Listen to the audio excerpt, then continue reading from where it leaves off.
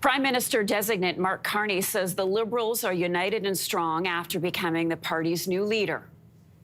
We're all being called to stand up for each other and for the Canadian way of life.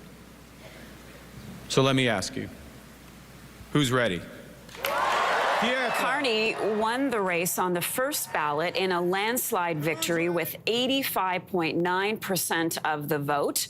For more on what happens next, I'm joined from Ottawa by CTV's chief political correspondent, Vassy Kapelos. Vassy, good morning to you.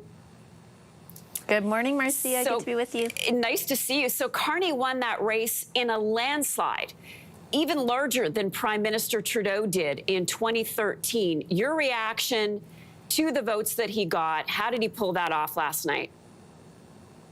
Well, it's an incredibly, as you put it, decisive win for Mark Carney. And I think in particular, it will inform a lot of things about how soon an election is and how competitive the Liberals are able to be. I think that the fact that it was on the first ballot, even the people who were organizing around him probably topped out at guessing he might get somewhere in around 70 to 74% in the lead up as I had those conversations to the actual night. This outpaced even their own expectations. So the party, has gone from in that same building that they held that event last night, having a Christmas party that Liberals told me last night felt like a wake 2 months ago, to last night, which did, yes, unite them behind one singular person who I think, got that kind of a decisive win because they feel he will make them the most competitive with the Conservatives in an election, which could be, days away. Okay, we'll talk about that in a second. In the meantime, Vassy, can you walk us through how the transition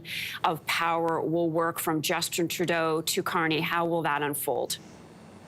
So sometimes the process can take a matter of weeks, but because the Liberals want to go to an election so soon, I am told that it's going to be a matter of days. And I would just add the caveat that this has been a bit of a moving target throughout the campaign, as I did have these conversations. So it is open to evolution over the next few hours. But right now I'm hearing that he could be sworn in as Prime Minister as early as tomorrow, that there would be a new cabinet sworn in as early as Wednesday, and then there could be a writ drop, as we call it more colloquially, but the start of an election campaign as soon as next Monday for an election toward the end of April. So things will move very, very quickly. Often this process, because there's so many briefings involved and a whole transition team that has to be put in place, can take weeks. But there is, and there has been, people kind of getting together to start that transition process, or not start it, but like figure out who would be tasked with doing what and how quickly they could move. That's been ongoing now for a number of weeks. Janice Charette, for example, who's the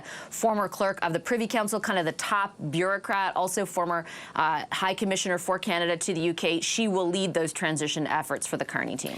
Vassy, you mentioned the cabinet, and that will be one of Carney's first tasks, to choose his new cabinet.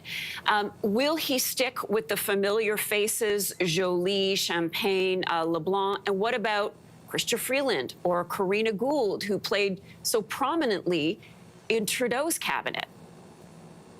So a couple of things, and I would definitely delineate, as you did, between the first names that you mentioned and then Chrystia Freeland and other competitors, but in particular Chrystia Freeland, because when you're talking about Joly and Champagne, those were his two key lieutenants in Quebec, right? Two of his key organizers who have really helped buoy numbers for the Liberals led by Mark Carney in Quebec. So I would be surprised if they move out of their portfolios, and Dominic LeBlanc, but you never really know. I think that there is a desire on the part of people around Mark Carney to send a message to Canadians in the immediacy that this government is different than the last one. So if you keep everybody in their same positions, that's a very, very much a tougher message to sell, particularly when you know your opposition is going to be drawing those comparisons and saying that all that's changed is the person at the top. So I have heard that, for example, there could be a cabinet that's half the size of the one that's in place right now. And also, I mean, this cabinet, yes, will be working over the next few weeks and over the campaign, but ultimately the structure of government enters into this very different mode once the campaign starts. So we'll keep our eye on that if it does happen as soon as Wednesday. The question of Freeland is the most fascinating political question for us junkies right now, right? She is the person that started this entire leadership race with that letter outing the prime minister and her criticism of him.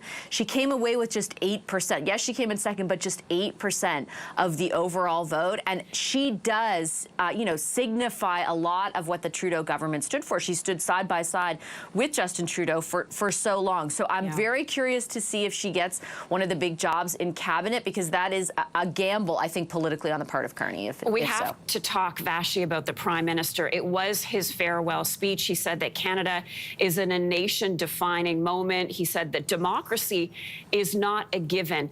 What was your big takeaway or takeaways from his address last night?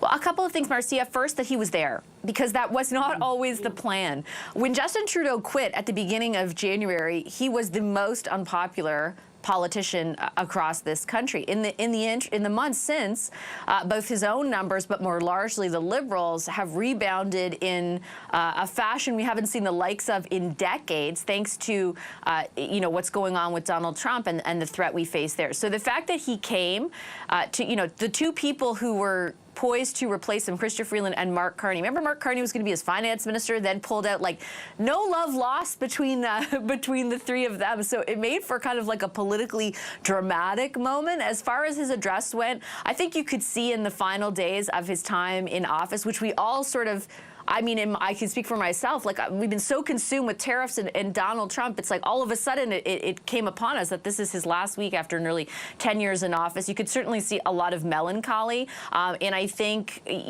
from a political perspective, the fact that he's able to go out sort of being prime minister to the end, not just a figurehead, like talking to Donald Trump just a few days ago, contending with this massive threat, I think, is a political gift of sorts. I don't want to sort of sound facetious in any way, but a political gift of sorts to him, because the last we had heard from him was January 6th, boy, oh boy, would he be going out on a different note. Right, going out in some strength. Well, hopefully this week we'll get to talk more about the prime minister's legacy. And Vashi, we didn't get there, but boy, the daughters, they kind of stole the show last night.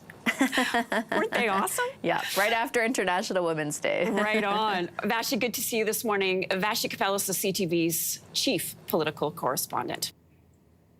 If you like that video, make sure to subscribe to the Your Morning YouTube feed, where you can find all kinds of new content posted every weekday morning.